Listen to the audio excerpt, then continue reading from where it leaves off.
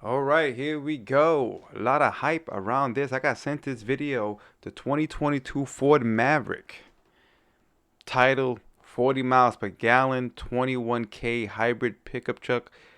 Very interesting. I am very interested in something like this for me to drive and purchase personally. I'm gonna look at this video from Car and Driver. They do great reviews. I like their work, and I'm gonna react to it live and share my thoughts at the end of the video. So without further ado, let's get into it. The 2022 Maverick that will join the Ranger as one of two vehicles below the F-150. And they're assuming that buyers of this small truck aren't looking for the full-size truck capability to tow and haul. And instead of bragging about those numbers, they're touting fuel economy of up to 40 mpg and a price of $20,000. Of course, by the time you add in destination, it's actually $21,490.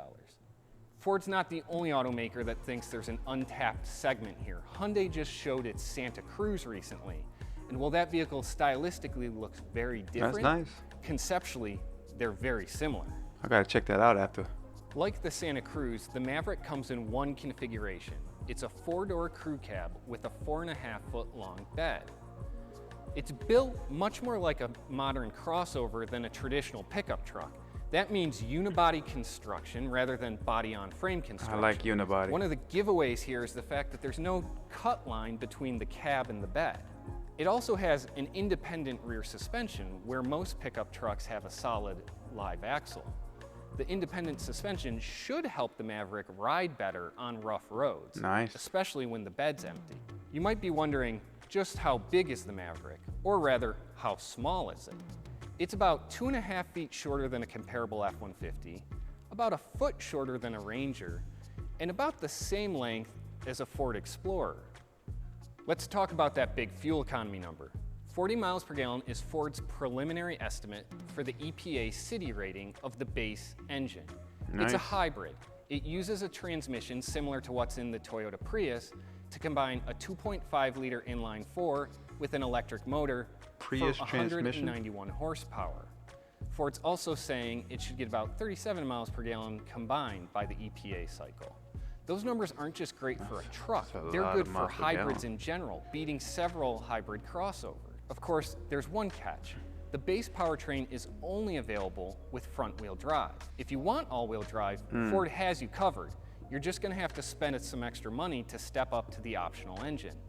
That's a 2-liter turbocharged 4-cylinder front-wheel drive that only? makes 250 horsepower. No word on fuel economy or pricing for that engine just yet. Now let's talk about the I bed. definitely would want This the is the four-wheel main drive. attraction, the reason you buy a truck, right? Ford's calling it a flex bed. They've built in a lot of cool cargo solutions here. But one of the coolest things, I think, is the fact that I can stand here anywhere on the side of the truck, reach in, and grab what's ever in the bed. You can't do that with a full-size pickup these days. That's true. Ford would be I am happy sick of to sell you standing on the accessories wheel. to outfit the bed. But one of the coolest things they've done is recognizing the low price point, provided solutions that will allow buyers to DIY their own cargo setup. That includes these pockets molded into the bedside where you can drop a 2x4 or a 2x6 to create a second tier above the floor. What do There's they mean also by these vertical DIY pockets, so setup? you could do a cargo divider or have a DIY bicycle fork mount up near the cab. There's also this nice little storage cubby here with the removable shelf, good for storing tie downs, bungee cords, or a drawbar for towing. I like that window in One the of the back. cooler The options back that I've glass. never heard of Looks like that before. opens up a little Ford small has square window. pre-wired this truck for your 12-volt accessories. No more tapping into the tail light and messing up Ford's meticulously engineered wiring. These covers will hide wires that are on their own 20-amp fused circuit, 12 volts of course. So if you wanted to do lighting or air compressors and have them wired into your truck, that's an option. That's The cool. weekend warriors can throw up to 1,500 pounds of Oh, look how much gravel, stuff it holds. mulch, whatever they can think of into the bed. That's And nice. if you're towing, the base That's what I need right capacity there. is 2,000 pounds, which is good enough for a pair of jet skis or a pop-up camper. If you want to tow something heavier, there's an optional package only for the upgrade 2-liter turbocharged engine that raises the rating to 4,000 pounds. That package includes an upgraded cooling system for the engine, a shorter final drive ratio for the transmission, and an integrated brake controller. Interestingly, the Hyundai Santa Cruz can tow more, with a base rating of 3,500 pounds and an upgrade to 5,000. I gotta check that Santa Cruz Who would out. have thought we'd ever see the day where a Hyundai truck tows more than a Ford? Of course, Ford's response is going to be, if you want to tow more, we're happy to sell you a Ranger or an F-150. This is a vehicle that's been designed to a price point. Remember, Ford wants to be able to brag about a starting price below $20,000.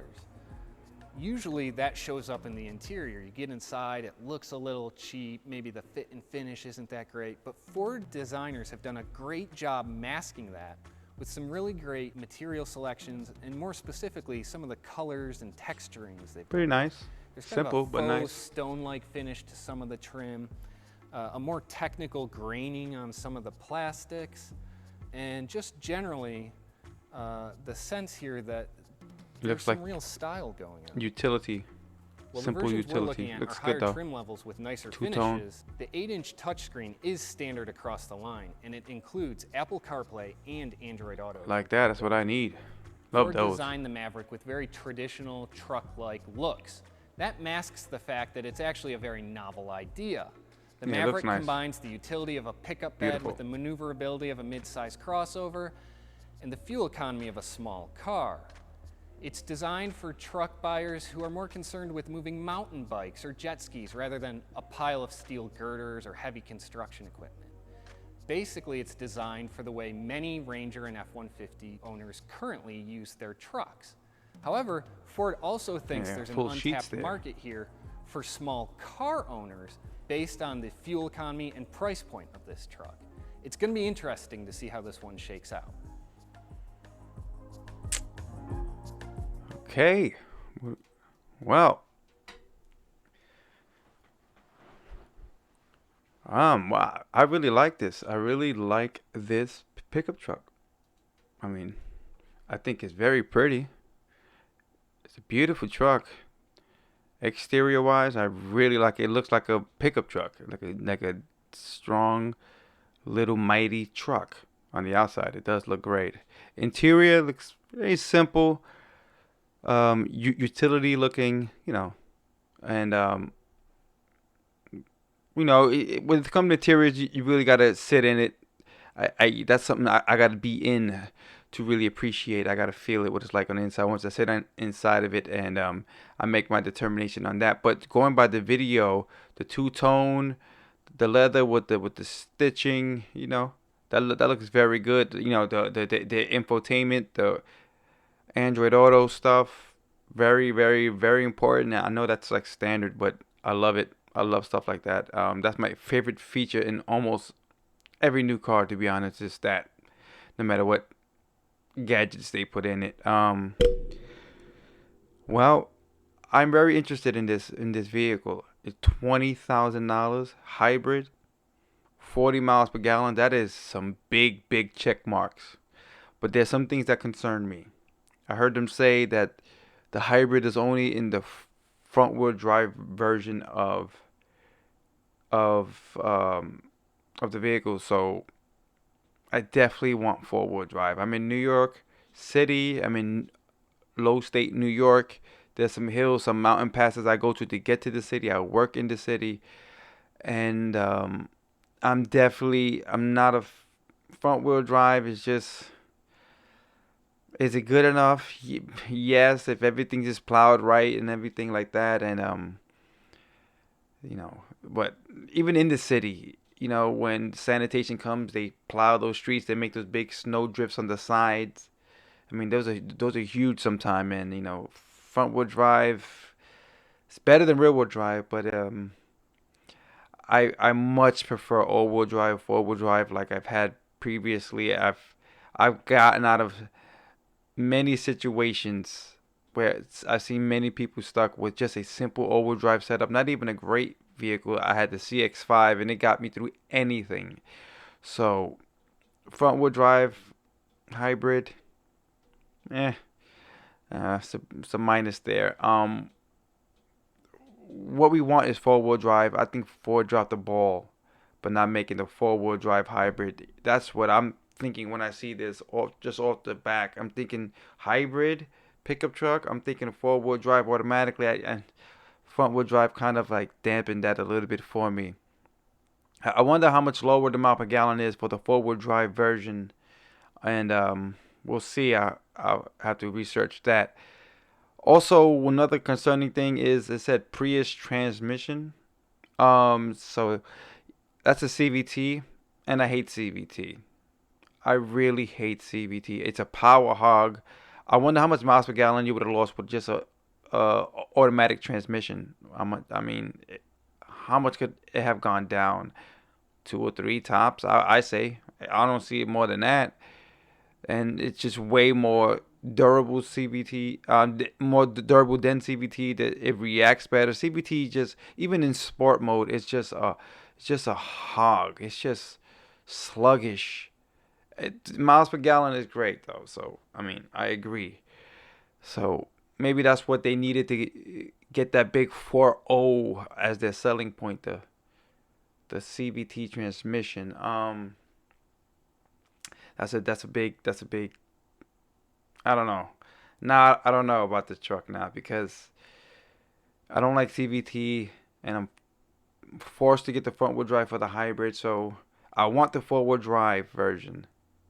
That's what I want, but it's not gonna be a hybrid. So I'm gonna get a big drop in miles per gallon. So I gotta find out how much that is, how much of a drop that is. But overall, a pickup truck like that is what I'm definitely looking for. I mean, I just want to go to Lowe's, get a couple of sheets of wood, maybe some sheetrock, flowers, hoses, things like that. Like for example, a couple months ago, I bought a new barbecue grill. Couldn't fit it in my car trunk, right? 'Cause it was big. It was a four burner with a little stove at the side, and I had to rent a pickup truck because I couldn't fit it. It came already complete, so it wasn't in the box. It wasn't something I was going to build. So I had to rent the pickup truck. It was a full size pickup truck, way over powering for this light little barbecue grill. So something like this would have been perfect for that. Just throw the barbecue. It was a very lightweight. Throw the barbecue grill back there and just drive it home. I was only 5 minutes from home, so that's why I'm considering something like this, a small pickup truck, and I'm glad that they have vehicles like this out now. So $20,000, that is huge for me. I mean, I know there's some flaws that I said this thing have, but I really have to consider this thing is $20,000. So that's a big check mark right there. But I will look around because it's not a it's not a vehicle that's grabbing me fully yet. I'm gonna take a look at that Hyundai pickup truck and see what that's about. But I'm very interested in this, and this is a very nice truck. Looks pretty, and there you have it. That is my thoughts on the 2022 Maverick. You could drop a comment, share your thoughts on this, and thank you for watching the video, and I'll check you guys around.